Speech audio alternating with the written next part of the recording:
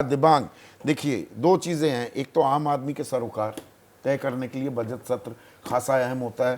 भाई कहने को भाई खाता है, खर्च और आमदनी का लेखा जोखा है, पर कुछ फैसले सिर्फ बजट के दिन ही होते हैं, बाकी तो कभी भी लिए जा सकते हैं।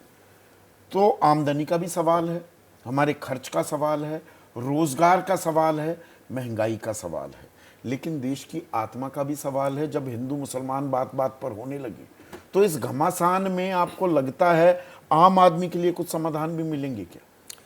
देखिए, मुझे लगता है कि ये जो नेम प्लेट वाला मामला है इसको बहुत हल्के में लिया जा रहा है। बहुत गंभीर मामला है। और आप मैं साफ कर दूं कि कहते हैं 2006 में कानून आया था, अरे वो तो सी फॉर्म अभी भी लगता है, वो तो प्रमाण पत्र है, आप लगाए रहते हैं उसको, उसमें कोई विवाद नहीं हुआ। नेम प्लेट आप करते हैं। मैं आपको बता रहा हूँ, देखिए इसको मैंने बहुत क्लोजली फॉलो किया। मेरे कई विदेशी मित्रों ने, पत्रकारों ने इस पर स्टोरीज भी की। बड़ी हैरानी हुई उनको कि हिटलर की जो जीवनी है, जो उन्होंने खुद लिखी है, आत्मकथा माइन काम्फ, वो भारत में बेस्ट सेलर्स में आती है। बीजेपी के कई नेताओं के मैं नाम बता सकता हूं जिनकी वो फेवरेट किताब है।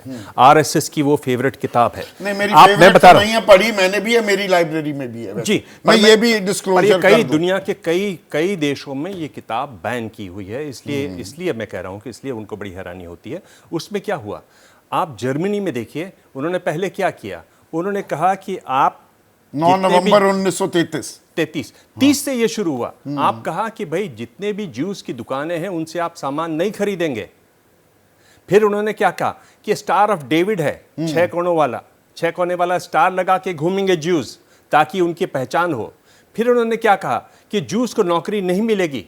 कितने डॉक्टर, कितने टीचर, कितने नर्स, सबकी नौकरी गई, वकीलों की नौकरी गई। क्या हम उसी पैटर्न पर हैं? वाजपेयी जी, मुझे हैरानी है, कह रहे हैं कि भाई आगे वो कहेंगे कि सामान मत खरीदो। मैं आपको नाम बता रहा हूं, देवरिया में बीजेपी के विधायक हैं, उनका नाम सुरेश तिवारी है। उन्होंने कहा कि मुसलमानों की दुकान से सब्जी मत खरीदो। मैं बता रहा हूं एक और नाम, हरिभूषण ठाकुर, बीजेपी के विधायक हैं बिहार के। क्या कहा कि मुसलमानों को वोटिंग का राइट नहीं होना चाहिए। इसको इतने हल्के में मत लीजिए। शुभेंदु अधिकारी बाद में रफू करते दिखे, उन्होंने कहा सबका साथ सबका विश्वास, हमें मानने की जरूरत नहीं, जो वोट नहीं देगा उसका विकास नहीं करेंगे। बिल्कुल बिल्कुल, उनके सबसे बड़े चेहरा पश्चिम बंगाल के। और कितने ही नेता मिल जाएंगे, जो रविशंकर प्रसाद से लेकर कितने ही नेता मिल जाएंगे, ये कहते हैं मुसलमान हमें वोट नहीं देते। कितने ही नेता ले जाएंगे, हमें मुसलमानों का वोट चाहिए भी नहीं, मुसलमान वोट न दें, बैठक में हो तो चले जाएं यहां से उठकर। आप कहां ले जा रहे हैं चीजों को, और उसको इतने गंभीर, इसमें और चार घटक बोल रहे हैं, JDU, RLD, LJP Ramvilas Paswan गुट और एनसीपी अजित पवार गुट। मैं इसीलिए दोनों से यह सवाल पूछा कि भाई आपको कोई भरोसा, कोई रीच आउट किया है बीजेपी? मामला क्या है? मामला लॉ एंड ऑर्डर का है। एक ने खाना बनाया, अंदर वहां पर कुछ बन रहा था, वेस्टर्न ढाबा लिखा हुआ था। अरे भाई पुलिस करे ना, जाके धर पकड़ करे।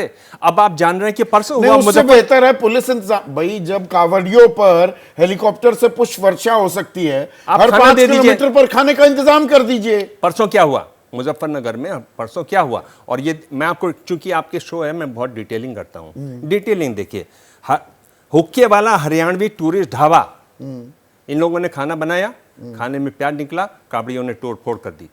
ढाबा किसका था? प्रमोद कुमार का। प्रमोद कुमार क्या कहते हैं, यहां तो हर बार खाते हैं जी, मुझे मालूम ही नहीं था कि ऐसा भी होता है। अरे भाई ये लॉ एंड ऑर्डर की चीज है, इतनी बड़ी चीज मत कीजिए। पर मैं आपको बोल रहा हूं, जो एक बात आनी चाहिए थी, मुझे हैरानी है कि नहीं आई। मामला फंसा हुआ है संदीप। मामला यूपी सरकार के मुख्यमंत्री जो है योगी जी ने उठाया है। योगी जी की यहां से केंद्र में ठनी हुई है।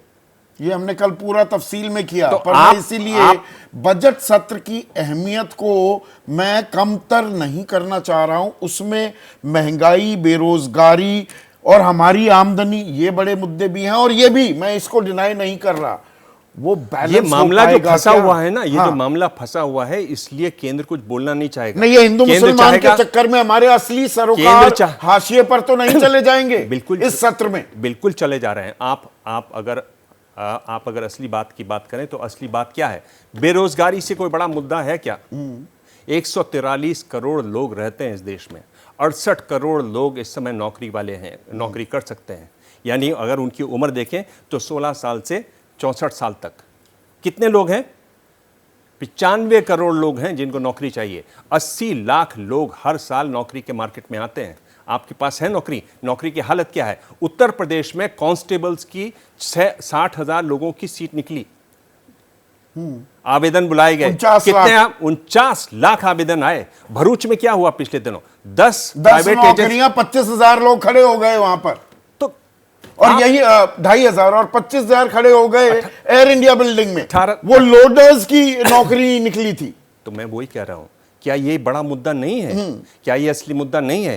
क्या इस पर कोई बात करेगा? तो संसद देश की सबसे बड़ी पंचायत है, हम लोगों को, अपने प्रतिनिधियों को वहां चुनकर भेजते हैं, क्या इनका भी तो हल निकलना चाहिए ना? बिल्कुल निकलना चाहिए, बिल्कुल इस पर या कुछ नहीं निकलेगा, चिल्पों हो, हंगामा होगा, बजट पेश कर दिया जाएगा, उस पर चर्चा। हमारे देश में ये हमने देखा है, चर्चा भी नहीं होती बजट की, बस उस दिन घोषणा हो जाएगी, हम बता देंगे, थोड़ा बहुत देखेंगे, फिर मीडिया भी भूल जाता है। मैं बताता हूं कि क्या होगा। इन लोग कोशिश करेंगे नारेबाजी की, इनको सबको बाहर निकाल दिया जाएगा।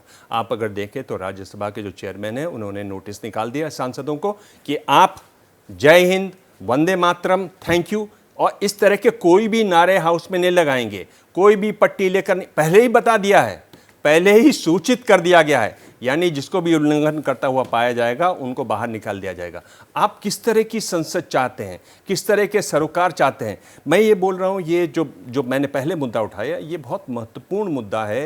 ये एक ऐसा मुद्दा है जो इस देश को, जैसा इसका स्वरूप है, उसको ये बदलने की कोशिश है। ये कोशिश क्यों है? क्योंकि दो घटक वहां लड़ रहे हैं। हर को दिखाना है, योगी जी को दिखाना है कि मैं ज्यादा कट्टर हूं, इनको दिखाना है कि मैं आपसे ज्यादा कट्टर हूं। इस समय योगी जी ने जो कार्ड खेला, आपको अगर याद हो तो शुरुआत में एक आध लोगों ने कुछ विरोधी स्वर भी अपनाए थे, बिल्कुल, और उसके बाद क्या हुआ? उसके बाद तो मुख्तार अब्बास नकवी बोले थे, बिल्कुल, मैं और उसके बाद उन्होंने कहा नहीं, ये तो सुरक्षा के लिए उठाए जा रहे हैं। उसके बाद क्या हुआ? अब मैं समझ गया हूं। मुख्यमंत्री इधर, मुख्यमंत्री उसका समर्थन कर रहे हैं। इधर आप देखें कि इधर ये लोहा ले रहे हैं उनसे, दो बड़े नेता केंद्र में लोहा ले रहे हैं, उधर उनको समर्थन मिल रहा है। कहां जा रही है राजनीति? क्या यही इसी तरह से देश की राजनीति चमकेगी? क्या होगा भविष्य? मेरे ख्याल से बहुत ज्यादा महत्वपूर्ण सवाल है। बिल्कुल बेरोजगारी का भी उतना ही महत्वपूर्ण सवाल है। बिल्कुल बेरोजगारी लगातार बढ़ती जा रही है, बिल्कुल इस पर ध्यान देना नहीं, इसमें बहुत आयत है।